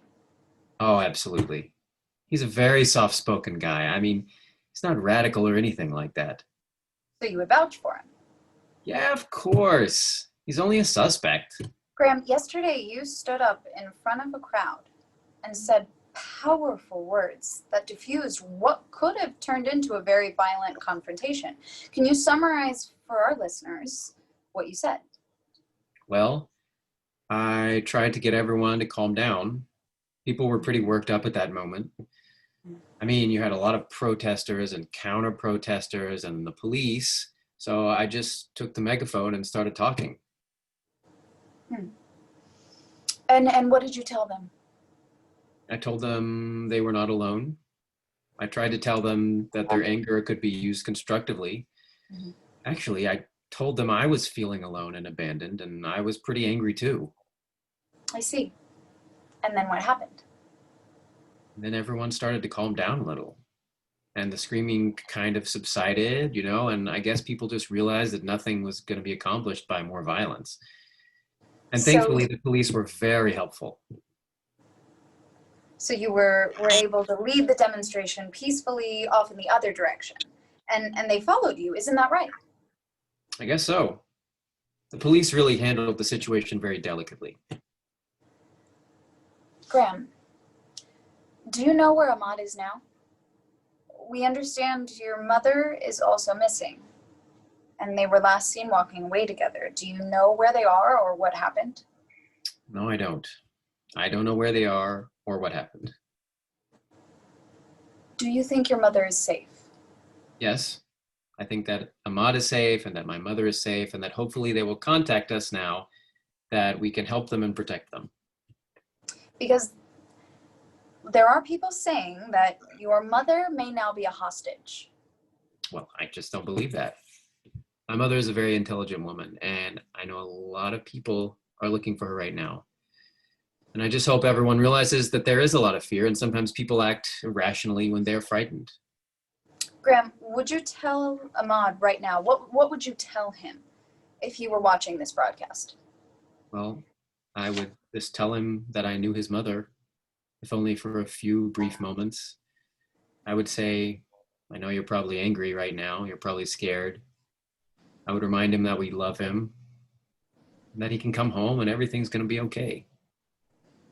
Graham, is it true that you're writing a novel about your experience in Afghanistan? Novel? Yeah, that's right. I'm a writer. Well, can you tell us a little bit about your novel? Well, sure, I guess. It's a historical novel about the Civil War. Okay, well, let's talk about what happened right after the march and Well, it's about Afghanistan, but it starts off with some background, you know, about the American Civil War. And you see, the American Civil War was a conflict that in many ways is still going on today. What the fuck is he doing? And there are many parallels that underscore our current situation, that if we just stopped for a moment and realized that we've been here before and we've been able to overcome difficulties much worse than this, then we might be able to breach the communication gap that's drowning out our discourse. Well, thank you for that brief summary of your book. Take Ulysses S. Grant, for example, probably the greatest general we've ever had. Ulysses S. Grant? Oh, no, not now. Oh, please. Here is a guy who was taken for complete failure, completely misunderstood, underestimated, When the Civil War broke out, which, by the way, was, in my opinion, the most difficult war this nation has ever faced, what's going on today is nowhere near as difficult or complex. That is fascinating, Graham. Grant was a destitute and broken man. In fact, he was living not far from here with a wife and children selling firewood door to door just to make a living. And then within 7 years, he rose to become the nation's greatest general, winning the war for the Union Army and then becoming president of the United States, serving 2 terms. Thank you for that interjection. Well, it's important because his own family was torn over slavery and he personally suffered from bouts of his episodic alcoholism. So he was an imperfect vessel, but after rising in the ranks and successfully winning one horrific bloody battle after another and being accused and persecuted by both sides for being a butcher responsible for the death of hundreds of thousands of young soldiers, he was confronted with the overwhelming and incomprehensible task the country faced in the reconciliation and reconstruction to end slavery. You know, that reminds me of Ahmad, who we were just talking about. So if we... Right, and it reminds us that even in the face of overwhelming adversity and personal grief and pain, that we can overcome hate and fear. We've done it before. Right. Grant fought the KKK and witnessed the birth of Jim Crow. He saw the future of mass incarceration, the lynching and segregation for African Americans in what the North called the Great Betrayal or the Compromise of 1877, but he couldn't do anything to prevent it from happening. He couldn't? No, he had to sacrifice his ideals for the progress that allowed the nation to move forward. Right, well, thank you so much for that, Graham. Sure. Anytime. And that's our show for today. Thanks for tuning in. The house lights come up as the interview ends. Graham. What? Ulysses S. Grant, are you kidding me? What? Not good? Nice going, champ. If your mother's in any danger, I swear to God. Hey, what's everybody getting so excited about? She asked me about the book. It was going so well. I thought I kind of brought it home there at the end. What happens now, Jess? What's next? We are organizing one of the largest manhunts this state has ever seen. The FBI is involved, and I can tell you, this kid has no idea what he's up against. Dad, you're making a mountain out of a molehill. I'm telling you, they're probably right under our nose and going to magically appear any minute. Maybe we need to give them a little more time and not make them feel cornered. Graham, go home now, son. Sheldon, tell him that Ahmad is not who he thinks he is. Okay, you're right. Ahmad's a good kid, probably innocent. But look, it's been a very intense 24 hours. Maybe your dad's right. Why don't you go back to the shack, get some rest? You know what I mean? There's nothing more you can do right now. The thing is going to play out, however it's going to play out. Okay, I'll go back at home. You guys coming over? Sure, we'll be there in a bit. Jewel? I'll be over there in a few. Let me finish up over here, and I have to stop by the paper first. Okay, I'll see you in a few. I should have never have let that Ahmad out of those cuffs. Well, what were you going to do? At that point, it looked like the protesters were going to burn down the precinct. You had to let them go. How's the cop who was shot? He's going to be okay. Oh, good. Thank God. Jesse, can I ask you something? What? There was an article in this morning's paper, and it was about the police pensions being underfunded again. When you spoke at the dinner Saturday night, you said everything was funded. Now's not the time, Julia. Too much going on right now. Which seemed like a contradiction. Is Graham okay? He's fine. Are you going over there now? I don't think he should be alone. I'm on my way, I have to stop by the paper first. And if you hear anything about Hannah, call me. See you guys later.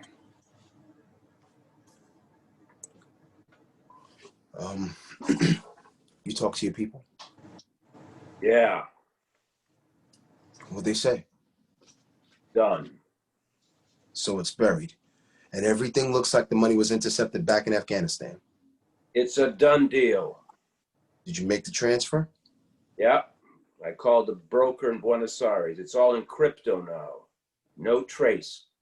We backtracked the accounts with both offshores. Great, great, great. Thanks, Jess. I couldn't do this without you. You know what I mean? This is good. Good for both of us, right? The Black I'm not- Alliance Truth is promoting good relations with you guys. This is win-win. It's win-win money, right, Jess? We're gonna both win right here. Here. I am not doing this out of the goodness of my heart. Well, when can we get the money? When I say so. When you say so. What the hell does that mean? That means that you play ball, keep your mouth shut, and when things calm down, we'll figure it out. Sure, Jess. Sure. Okay. Whatever you say. You're in control now. And it's gonna be fine. You'll see. I hope so. God, I hope so. Blackout. Act 2, Scene 3. Hannah and Ahmad are alone in the basement of the church. They've been watching Julia interview Graham on TV. As the interview ends, Ahmad turns off the TV. Hannah, can I ask you something?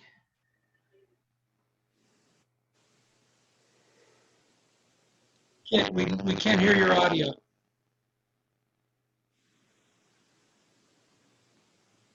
course. Hannah, can I ask you something? Of course. Do you think I killed that policeman?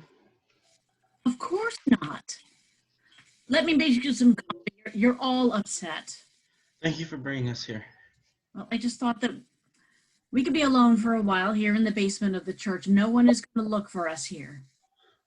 It was someone of color, but it wasn't me. There was no video. There was no witnesses. Well, you'll see. You just need to let the justice process take place.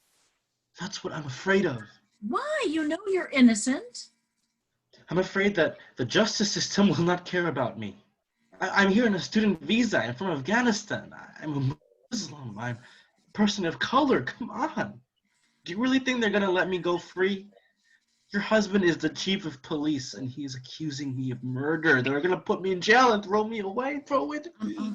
Ahmad, you're getting carried away. No one is accusing you of murder.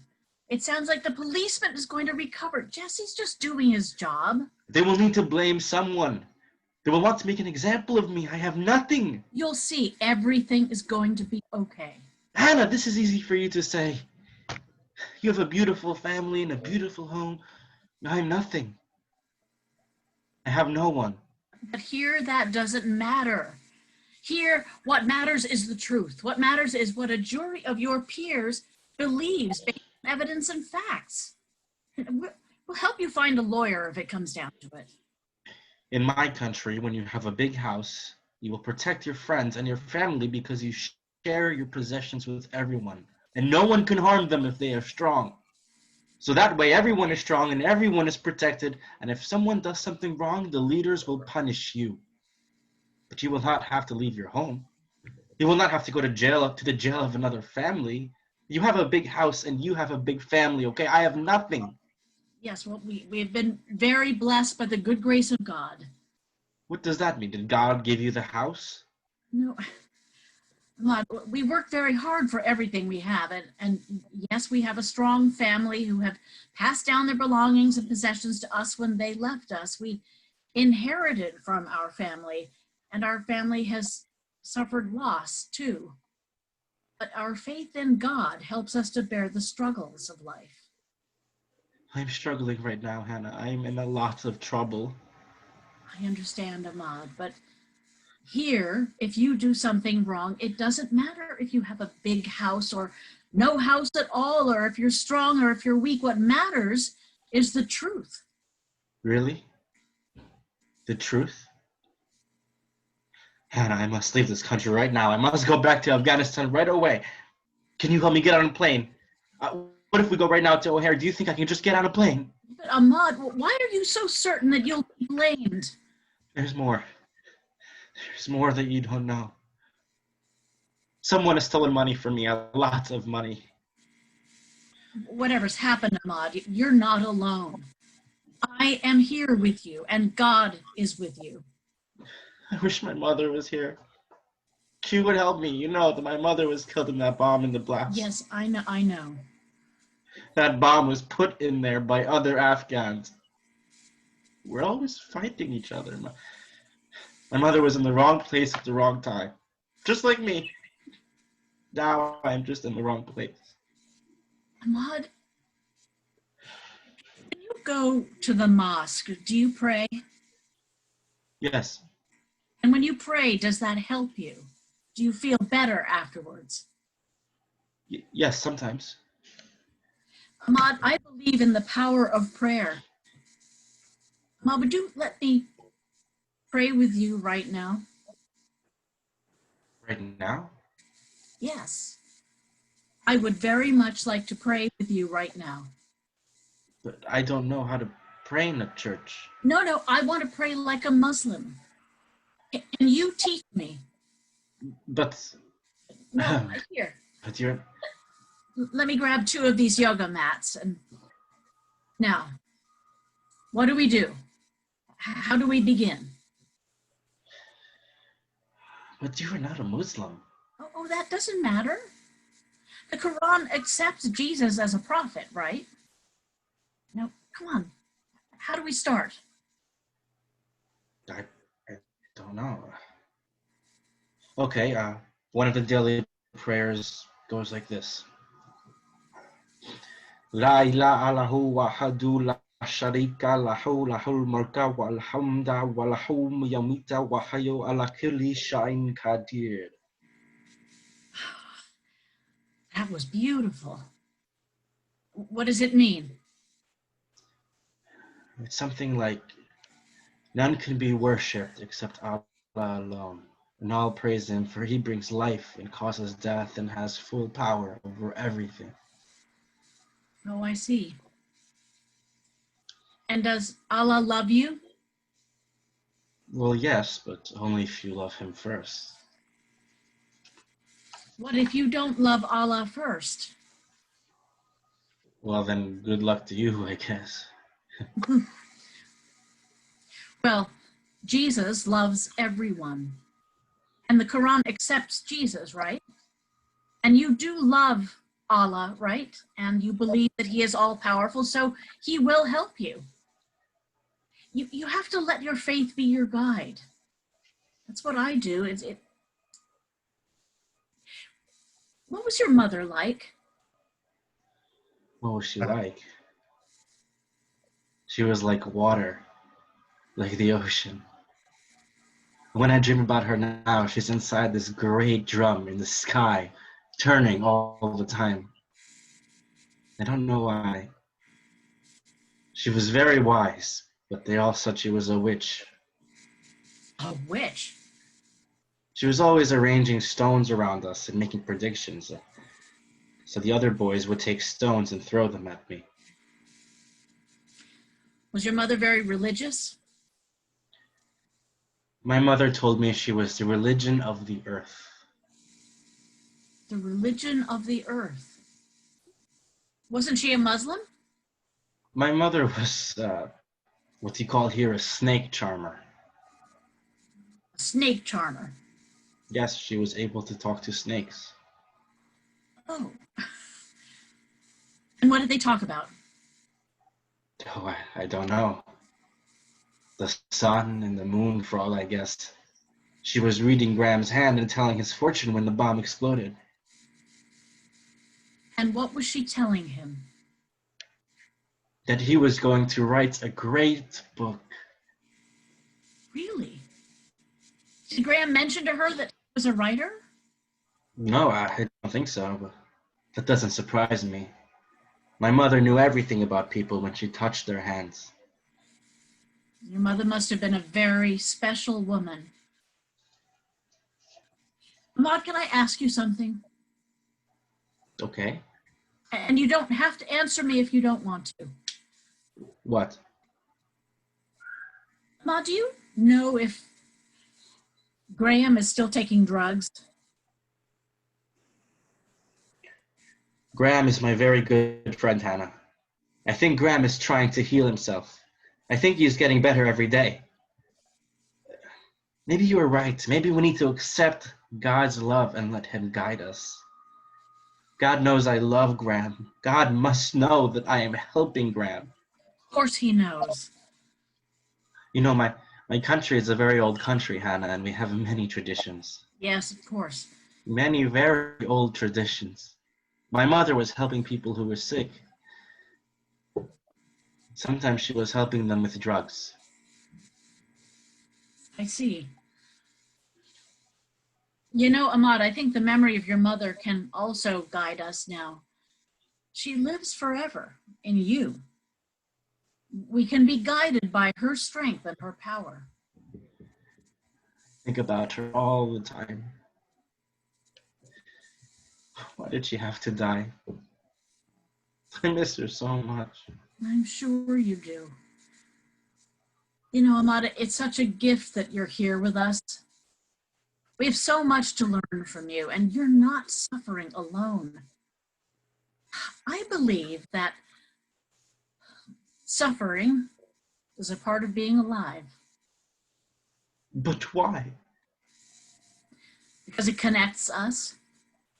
It connects us to each other and to God. I guess. Will you trust me, Ahmad? Will you let me try to help you? What do you think I should do?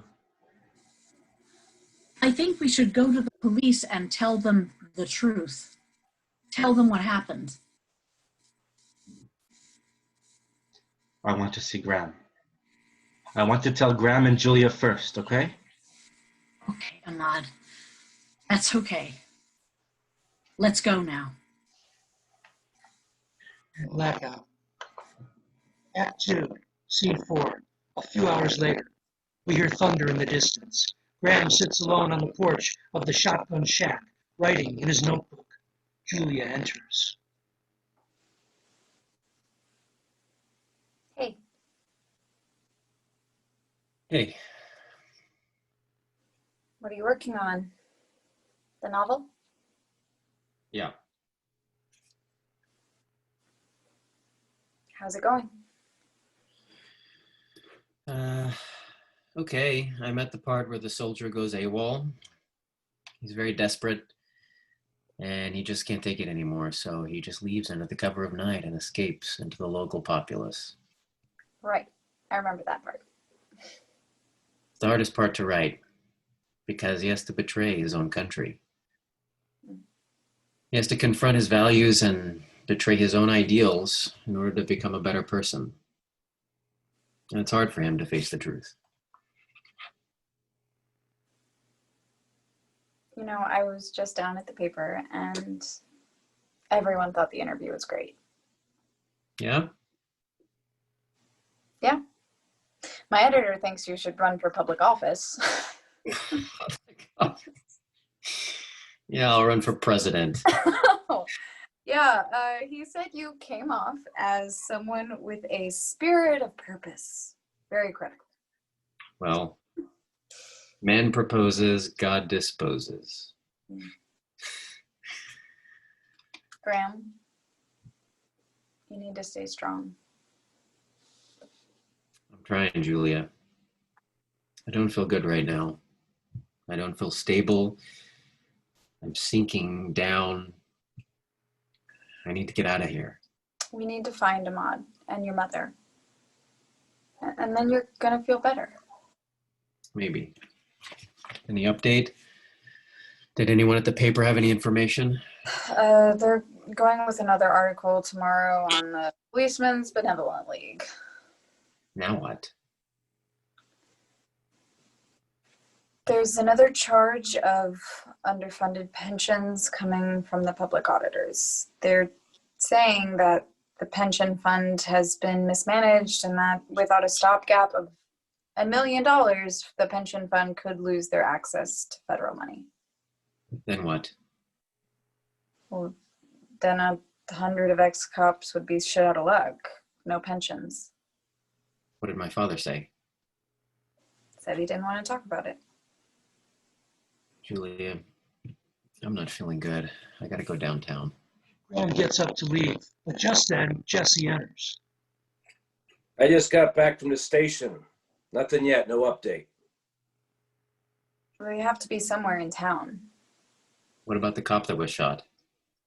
He's recovering. He's going to be okay. It was a flesh wound. Lucky guy. Did they talk to him? Did he identify anyone? He said there were a lot of protesters, a lot of confusions and tear gas at the moment he was shot, but he's sure that the gunman was a person of color. That he is sure of. That's all they got? There's more. They're working on putting all the pieces together now. The witness mapping takes time. The investigation will open up. It always does. And when we get our hands on your friend Ahmad, I'm sure he's going to have some real important answers for us. He was there, and I know he's the trigger man. Ahmad is innocent. Well, we'll see about that. Ahmad is in a lot of trouble. Look, I was just leaving. I gotta go somewhere. Go where? Where do you got to go in such a hurry? Dad, I'm not feeling good right now. I can't breathe. I need some medicine. Now, just take it easy. Didn't they fill your scripts down at the VA? Yeah, but I need something else. Graham, for Christ's sake, I need you to stay strong right now. We have to find your mother. That's where I'm going. I'm gonna go find Mom.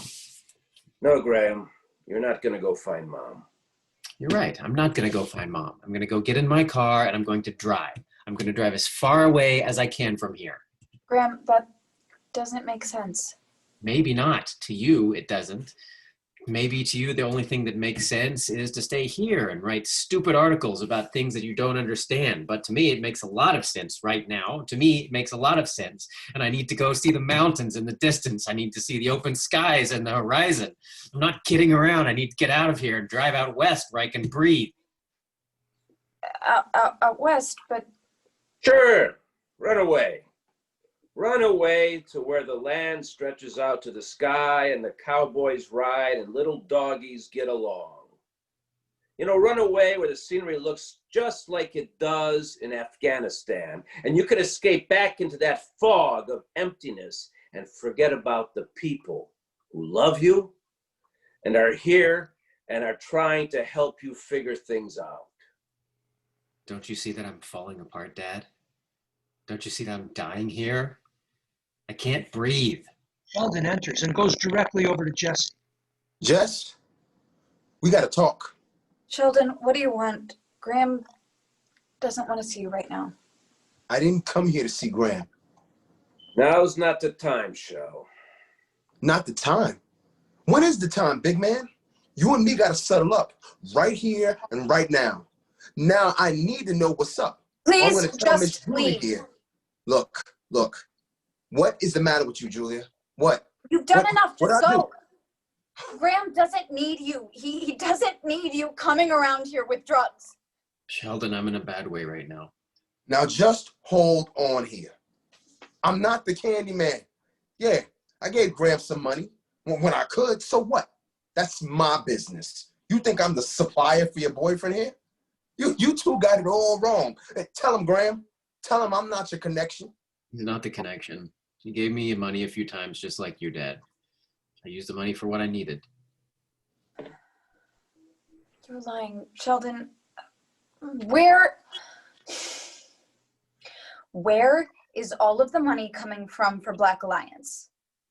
I was there. I interviewed the staff. Those offices are beautiful, but no one seems to know where the money is coming from. Just then, Ahmad and Hannah enter. Ahmad has the gun in his hand. Everyone is startled. They're all scared. It's all right, Jess. It's okay. I'm fine. Please don't anyone do anything silly. We need to talk. Where have you been? Hannah, you're okay. Oh, thank God you're okay. Just everybody stay where you are. I have something to say. Whatever this punk has to say is going to be a lie. No, Sheldon, no more lies. Just put the gun down so no one gets hurt. No one is going to get hurt. Everyone, just take a deep breath. Ahmad, the policeman you shot is going to be okay. So there's no need to make matters any worse now. I didn't shoot anybody. Careful, Ahmad. Think about your uncle. No, Sheldon, you be careful. You be very careful. Because you need to tell me right now what happened to our money. Ahmad, why don't you just put the gun away? And we can all talk about this like friends. You stole from us, Sheldon. We trusted you, and now the money is gone. My uncle trusted you. Your uncle is a bad man, Mr. Ahmad. Your uncle is killing my best friend right here. Your uncle is killing my whole community with drugs from your country. You need to tell them what happened, Sheldon. You need to tell them that you lied to us, and you stole our money. That money was supposed to be for Afghan Americans here in Chicago. And you need to tell them what happened at the protest. You need to tell them that I did not have a gun. I did not shoot anyone. I was there with you, and you had a gun, Sheldon.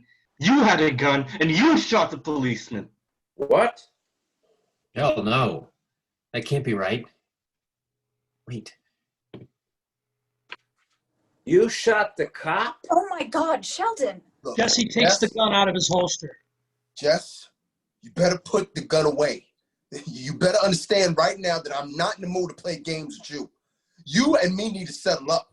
We need to settle accounts right now, so you better put that pistol away.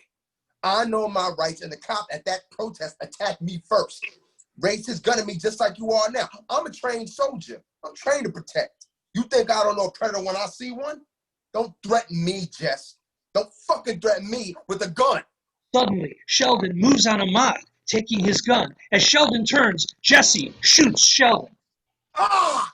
No, Jesse! You shot me. Ah, motherfucker, you shot me. Sheldon falls to the ground. Hannah and Julia run to him. Julia takes Sheldon in her arms. You saw that. He was about to shoot Ahmad. Sheldon, don't move. Oh, Jesus, no, no! You happy now, Jess? Another black man gunned down by a road cop? You want the money? Ask him. He stole it from me. Shut up, Sheldon. Just stay quiet. You're gonna be okay, Shell. You're gonna be okay. What the fuck? Call 911.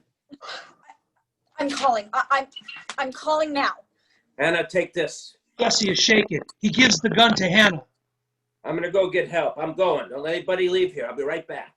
Yeah, sure, Jess. Go make sure the money you stole from me is safe. Go make sure the money is safe, because I'm going to expose your ass, you son of a bitch. Don't leave. Don't you go anywhere. Jesse turns to me. Jesse!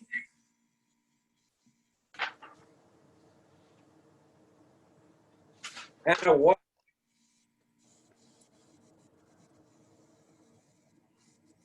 Stop right now, or I swear to God, I will. Hannah, what?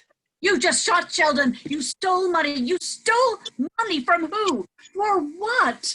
I was defending all of you from him. He was about to. What, Yes, Jesse? Yes, we need. Hannah, He was an about to ambulance what? right away. Kill us?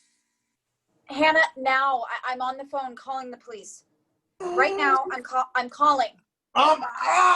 Okay, Hannah. Okay, the money is for the policeman pension funds. Jesse, it's not your money. What is the matter with you? Todd, you have to help me. You have to help me now. I have to get out of here. Graham, Sheldon has been shot. Ahmad, he can't help you. Julia, call an ambulance. I did. Here, Sheldon, don't move, please. Todd, Please don't move. give me what I need right now. I love you, Graham. I didn't shoot the policeman. Please believe me. I gave you money in the medicine because I love you. I only want to help you. Ahmad, really? It was you? You were giving Graham drugs? Where's the ambulance? I'm shot. I can't breathe. Hannah, I told you, Graham is a great man. I was helping him heal. I was helping him. I have to leave. I have to be with my family now. I have to leave now, Graham. I have to. Goodbye. Wait, Ahmad. Help me first. Hannah falls to her knees and begins waving the gun around. No, Ahmad, you are not leaving. You are not going anywhere. You're here now. Hannah, you promised everything would be okay. Hannah, I'm sorry. I did it for us. Mom, Dad, don't. Please, I need him. I need his help. Ahmad, please help me. Give it to me now. Hannah slowly rises and points the gun at Ahmad. You're staying here. We adopted you. You're part of this family now. You are my son, and you're not going anywhere. We're going to help you get your money back, and you're going to help us. You are going to help Graham write the great book. Hang on, Sheldon. Help is on the way. The ambulance is coming. We hear the sounds of siren and thunder in the distance and blackout.